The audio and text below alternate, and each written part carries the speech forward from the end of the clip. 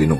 మొదటిది, కుక్క తనకు భోజనం పెట్టిన వారిని దైవంగా భావిస్తుంది కాబట్టి మనిషి వడ్డించింది ప్రసాదంగా తిని తృప్తిగా దీవిస్తుంది. రెండవది, శునకం కాలభైరవుని రూపం కాబట్టి శునకాన్ని ప్రసన్నం చేసుకునే వారికి శని ప్రభావం తక్కువగా ఉంటుంది. 3, కుక్కకు పెట్టిన ఒక్క ముద్ద వల్ల మనుషులు ఇంటికి, పంటకి, పిల్లలకి అన్నిటికీ కాపలా కాస్తూ నమ్మకంగా ఉంటుంది.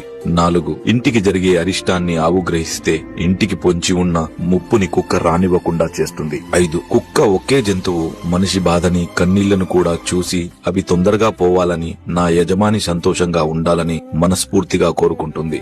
6, ఇంట్లో వాళ్ళు బయటికి వెళ్లేటప్పుడు బాధపడుతూ తిరిగి వచ్చాక ఎంతో సంతోషపడే ఏకైక జంతువు కుక్క మాత్రమే. 7, ప్రాణం పోసిన కన్నపుల్లలు పట్టించుకోకపోయినా పట్టెడు అన్నం పెట్టిన యజమాని కోసం ప్రాణాలైనా ఇవ్వడానికి సిద్ధపడుతుంది. 8, చివరగా కుక్క ఏడ్చిన ఊరు, ఎద్దు ఏడ్చిన వ్యవసాయం, ఆడది ఏడ్చిన ఇల్లు ఎప్పటికీ నిలవదని ఊరికే అనలేదు శునకమా అన్న విషయం